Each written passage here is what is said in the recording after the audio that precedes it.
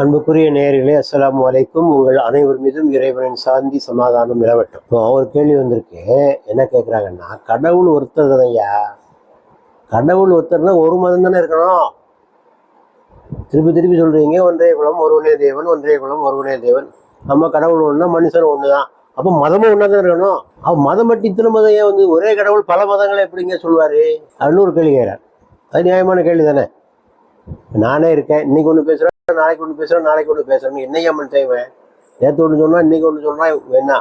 மனுஷன் ஒரு நேரத்துக்கு ஒன்று மாறி மாறி பேசினாலே அந்த மனுஷனை மதிக்குமா? கடவுள் ஒவ்வொரு மாதிரியாக பேசுவாரா?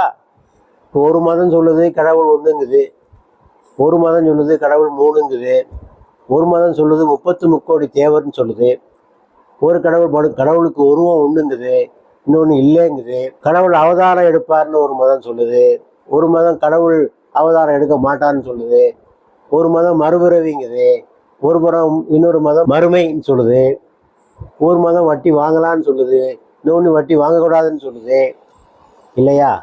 இப்படியே நிறைய புலால் உணவு உண்ணலாம்னு ஒரு மதம் சொல்லுது, உண்ணக்கூடாதுன்னு ஒரு மதம் சொல்லுது. இப்படியே மதங்களுக்கிடையே இவ்வளோ கருத்துப்பாடு இருக்கு. இப்போ இத்தனையும் ஒரே கடவுளாக சொல்லுவார், ஒன்றுக்கொன்று முரணாக இருக்க முடியாது அல்லவா? ஆக இந்த கேள்வி நியாயமானது. கடவுள் ஒன்றாக இருக்க பல மதங்கள் வந்தது எப்படி? அதான் கேள்வி.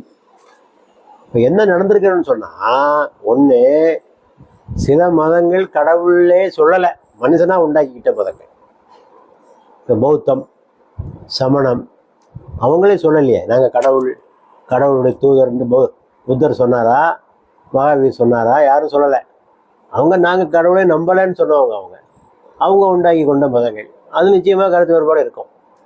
இன்னொன்று, கடவுளால் உருவாக்கப்பட்ட மதம் என்று சொல்லிக்கொண்டு அங்கே கருத்து வேறுபாடு வருகிறது என்று சொன்னால் அங்கே ஏதோ கோளாறு இருக்கு. இப்போ ஒரு மதத்தை எதை வைத்து அறிகிறோம்? அந்த மதத்தினுடைய புனித நூலை, வேதத்தை வைத்துத்தான் ஒரு மதத்தை அறிகிறோம்.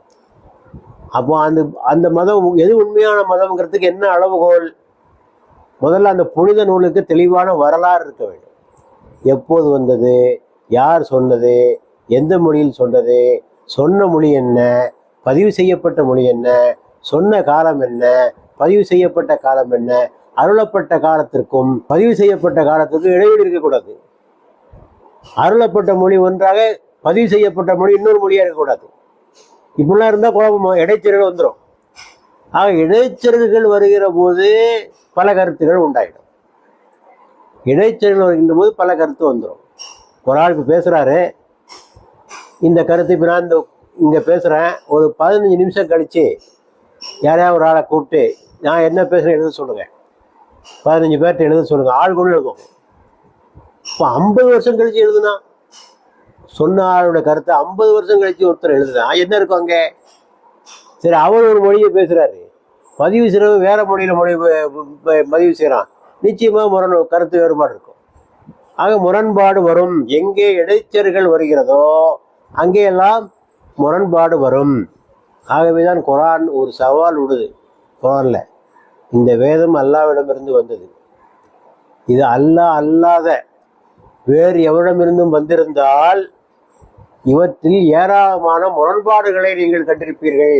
இறைவனிடமிருந்து வந்தால் முரண்பாடு இருக்காது. இறைவன் அல்லாத வேறு எவரிடமிருந்து வந்திருந்தால் இவற்றில் நீங்கள் ஏராளமான முரண்பாடுகளை கண்டிருப்பீர்கள். ஒரு பக்கத்தில் 4000 இருக்கு, அதே சம்பவத்தில் இன்னொரு பக்கத்தில் 40,000 இருக்கு. ஒரு பக்கத்தில் சாத்தான் சொன்னான் இருக்கு, இன்னொரு பக்கத்தில் கர்த்தர் சொன்னார்ன்னு இருக்கு. ஆக எப்படி இருக்க முடியும்? ஒன்று கர்த்தர் சொன்னாரா, சாத்தான் சொன்னாரா? ஆக இப்படி வேதங்களுடைய ஆதாரபூர்வ தன்மையில் நம்பிக்கை இல்லாத போகிற போது, அது ஆதாரமாக பாதுகாக்கப்படாத போது, இடைச்சலுக்கு உள்ளாகிற போது பல கருத்துக்கள் உருவாவதற்கு வாய்ப்பு இருக்கிறது. ஆகவே நீங்கள் சொல்வது, கேள்வி கேட்பவர் சொல்வது போன்று கடவுள் ஒன்றென்றால் ஒரு மதம்தான் இருக்க வேண்டும். எப்போது ஒரு மதத்தினுடைய நூல், புனித நூல் பல்வேறு திரிவுகளுக்கும் இடைச்சல்களுக்கும் உள்ளாகிறதோ அப்போது பல கருத்துக்கள் உருவாவதற்கு அங்கே வாய்ப்பு இருக்கிறது, பார்க்கலாம். ஆகவே அந்த புனித நூலுடைய ஆதாரபூர்வ தன்மையை வைத்து எது உண்மையான வேதம் என்பதை கண்டு கொள்ளலாம். அதோடு வேறு சில அளவுகோடு இருக்குது, நான் அதை சொல்ல விரும்பலை, ஒன்றரை மட்டும் சொல்கிறேன். அந்த மதம் எல்லாரையும் சமமாக பாவிக்கணும், எல்லா மனிதர்களும் சமம்னு சொல்லணும், எல்லா நாடும் சமம்னு சொல்லணும், எல்லா மொழியும் சமம்னு சொல்லணும், எல்லா இனமும் சமம்னு சொல்லணும். கடவுளே எல்லாத்தையும் படைச்சிட்டு இவன் உயர்ந்தவன் அவன் தாழ்ந்தவன்னா எப்படி, இந்த மொழி சிறந்தது அந்த மொழி தாழ்ந்ததுன்னால் அது இறைவேதம் அல்ல, அது இறைவேதம் அல்ல. இதையும் ஒரு அளவுகோலாக வைத்துக் கொள்ளலாம். இப்படி அளவுகோல் வைத்துக்கொண்டு நீங்கள் யோசிச்சு பாருங்க, எது உண்மையான வேதம்ங்கிறது புரியும். அதுதான் இறைவேதம் என்பதும் உங்களுக்கு புரியும். அன்புக்குரிய நேயர்களே, உங்களுக்கு ஒரு வேண்டுகோள்.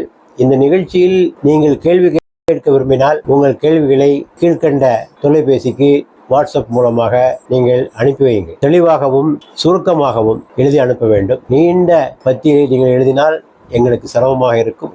தெளிவான முறையில் சுருக்கமாக அனுப்புங்கள். ஒரே ஒரு நிபந்தனை, முஸ்லீம் அல்லாதவர்கள் மட்டும்தான் கேள்வி கேட்க வேண்டும். முஸ்லீம்களுக்கு கேள்வி கேட்பதற்கு வேறு பல வாய்ப்புகள் இருக்கின்றன. பள்ளி வாயிலில் கேட்டுக்கொள்ளலாம், இமாம்களை சந்தித்து கேட்டுக்கொள்ளலாம். ஆகவே இந்த இடம் முஸ்லீம் அல்லாதவர்களுக்கானதே. ஆகவே முஸ்லீம் அல்லாத சகோதரர்கள் உங்கள் கேள்விகளை எழுதி அனுப்புமாறு அன்புடன் கேட்டுக்கொள்கிறேன்.